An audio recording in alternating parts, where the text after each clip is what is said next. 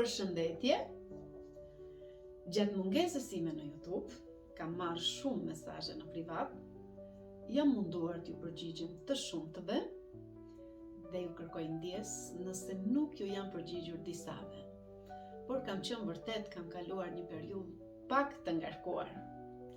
Janë të shumtë ata që më kanë pyetur se si po shkon shëndeti im pas transplantit të dytë, por janë edhe më të shumtë ata që kanë pyetur për shqetësimet e veta që ata kanë pasur pas transplantit.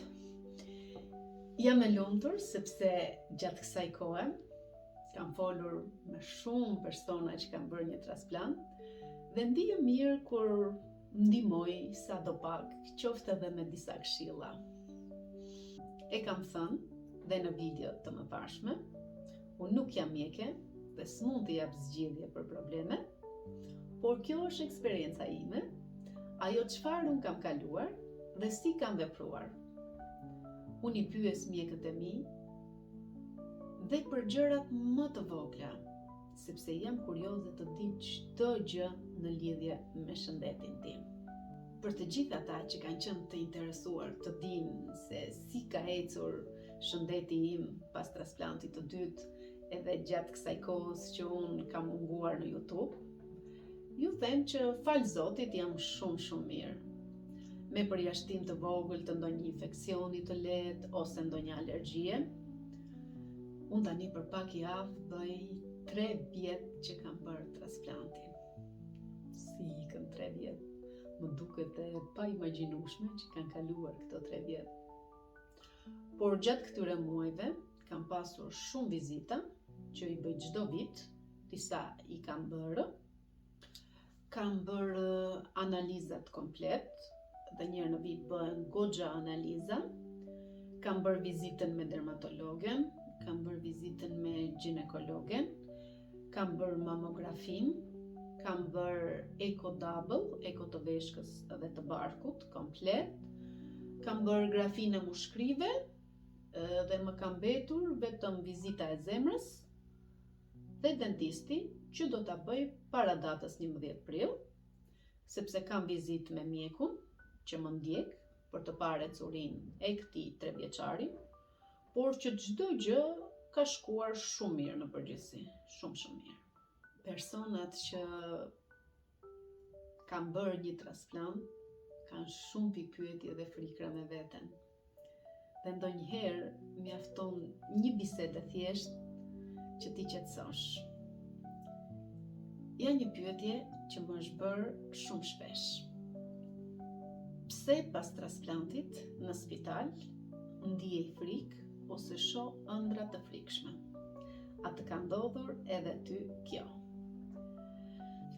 Kjo është diçka që ndodh pothuajse tek shumë persona. Frika pas transplantit është reale.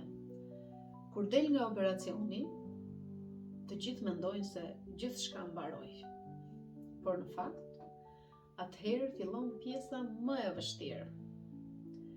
Trupi jon mëson një ndryshim në funksionimin e organeve.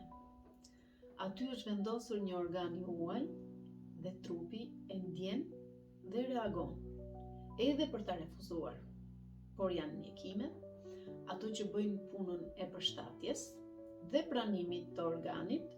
Është një operacion i vështirë dhe morfina që përdoret dhe anestezi dozë pak më e lartë, disave ju jep gjumë të thellë, disave ju jep pa gjumësi. Unë njoh njerëz që kanë bërë transplant dhe ishin gjatë gjithë kohës në gjumë të thellë. Mua për shembull, në të dyja rastet më ka dhënë pa gjumësi dhe makthe. Shikoni pak si dukeshin makthet e mia, sidomos pas transplantit tim të dytë. Sa herë që tentoja të mbyllja sytë, të pushoja pak ose të flija, përballesha me këtë pamje këtu. Vetja ime më merrte në krevat ashtu të shtrirë dhe më çonte në një pyll të largët të frikshëm me kafshë të egra, dhe kur i thoja se kam frikë, më përgjigjej, mos ki frikë, vetëm ti i shikon ata nuk të shohin ty. Ishte një makt i vërtet. Pas daljes nga spitali, është edhe frika se mos diçka nuk shkon siç duhet. se mos trupi refuzon organin, se mos një infekcion i vogël të prish gjithçka.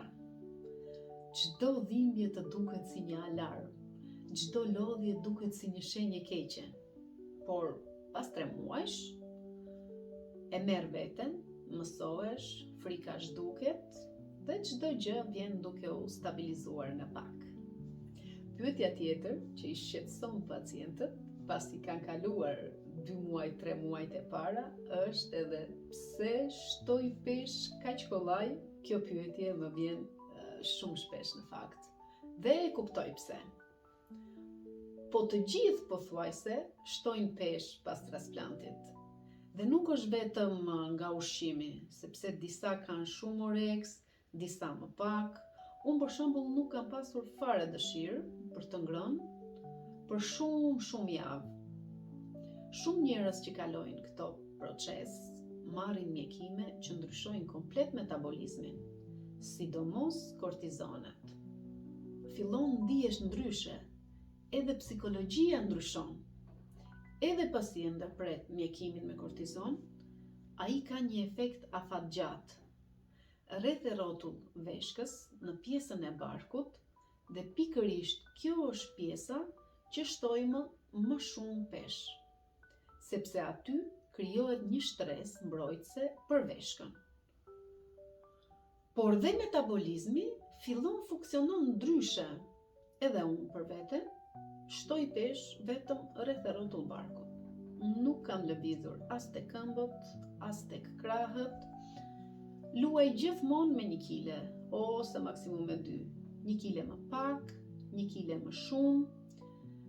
Kam 2 vite që mbaj po të njëjtën pesh. Mos harrojmë, ndodh që kortizoni rritet dhe kur kemi stres dhe mërzitje. Prandaj duhet pasur kujdes. Bëni ecje, vaktet mundohuni t'i hani të rregullta. Mos ta teproni që trupi të ketë mundësi t'i përpunojë. Edhe pse të gjithë e teprojmë nganjëherë. Por keni kujdes vetëm kripën. Mos e përdorni fare. Pasi bën një transplant, fillon edhe ke frikë nga çdo gjë pastaj. Dhe pyetja tjetër që vjen, edhe kjo është një nga pyetjet që bëhet shumë shpesh, a është i rrezikshëm infeksioni urinar? Njerëzit e shkruajnë me shumë frikë këtë mesazh. Kam frikë sepse më kanë dalë analiza pak me infeksion dhe mjeku më dha antibiotik. Edhe unë në fillim e pyesja mjekun shpesh për këtë, por kjo ndodh sepse sistemi imunitar është i dobësuar nga mjekimet që marrin, që do të thotë se edhe një infeksion i lehtë mund të përhapet më shpejt në trupin tonë, sesa në trupin e një njeriu normal. Prandaj sa herë ndodh kjo, kontaktoni me njëherë mjekun, ai ju udhëzon, ju jep antibiotik ose ju thot se është diçka e lehtë, jo alarmante. Edhe unë në fillim e merrja si panik, mërzitesha, çdo herë që më dilte diçka në analiza, mendoja, mos po më dëmton veshkën. Tani e shoh më qetë, e di që ndodh, e di si ta trajtoj, nëse ndjej ndonjë shqetësim, kontaktoj direkt me mjekun. Nëse më del diçka në analiza dhe ai thot nuk është diçka për të shqetësuar, konsumoj pak më shumë ujë dhe pi çaj kamomili në mëngjes dhe në darkë. Por vetëm bio, jo me bustina, dhe kjo është diçka që më qetëson vërtet. Pyetja tjetër që bëjnë shpesh është aritmia e zemrës pas daljes nga spitali dhe pas transplantit. Pse ndodh? Javët e para pas daljes janë vërtet pak të komplikuara. Pasi kalon një transplant të veshkës, trupi yt ka kaluar një nga ndërhyrjet më të mëdha që mund të përjetojë. Por, rikuperimi nuk përfundon me daljen nga spitali. Shumë pacient asin aritmi të zemrës ose rraje të parregullta të zemrës në ditët ose javët e para pas operacionit. zemra rreh me një ritëm të rregullt, por pas transplantit mund të ndodhë që rrajet të jenë më të shpeshta, më të ngadalta ose pa ritëm fare. Shkaqet mund të jenë të ndryshme, por në këtë rast mund të jenë edhe ilaçe që mbrojnë peshkën. Arsye tjetër është edhe stresi, frika, kur del nga spitali, trupi është i dobësuar dhe reagimi i tij mund të çojë në rraje të parregullta. Mos u friksoni nga aritmia pas transplantit, ajo është pjesë e rrugës së rekuperimit dhe shpesh është e përkohshme.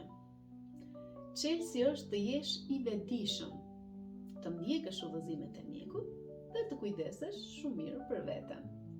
Një organ tjetër në trupin ton që preket pas një transplanti është edhe stomaku.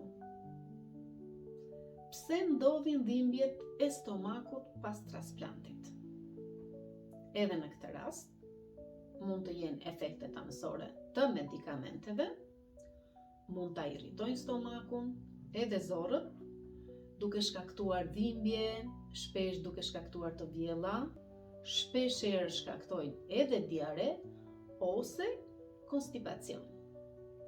Pas operacionit, sistemi i tretjes mund të jetë i ndjeshëm, ndonjëherë ushqimi i fortë ose yndyror shkakton dhimbje. Mund të ndodhë që të keni infeksion të stomakut ose zorrëve, veçanërisht kur imuniteti është i dobësuar, mund të jetë shkak i dhimbjeve, por gjëra që kalojnë. Pas disa muajsh, çdo gjë stabilizohet. Prandaj duhet pasur shumë kujdes me ushqimet që përdorni. Mundohuni të hani ushqime të freskëta dhe të lehtë.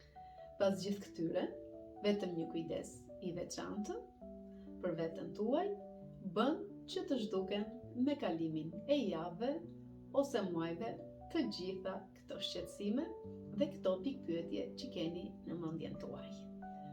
Faleminderit nga zemra që qëndruat me mua deri në fund të kësaj video. Shpresoj shumë që qoftë edhe për pak t'ju kem ndihmuar duke i analizuar pyetjet tuaja dhe duke ndarë përvojën time personale me ju. Çdo mesazh që më keni dërguar, çdo histori që më keni treguar, ka qenë një motivim për mua të vazhdoj, të flas dhe të jem pranë jush. Nëse kjo video ju ka dhënë qetësi, informacion, apo thjesht atë ndjesinë se nuk jeni vetëm në këtë rrugëtim, atëherë ka arritur qëllimin e saj. Nëse ju pëlqejnë videot e mia dhe mendoni se ju shërbejnë, mos harroni të bëni subscribe në kanalin tim dhe të lini një like ose koment, që ky informacion të arrijë edhe tek njerëz të tjerë që kanë nevojë ta dëgjojnë këtë. Mos harroni, jeta nuk matet me vështirësitë që kalojmë, por me forcën që gjejmë për t'u ngritur çdo herë.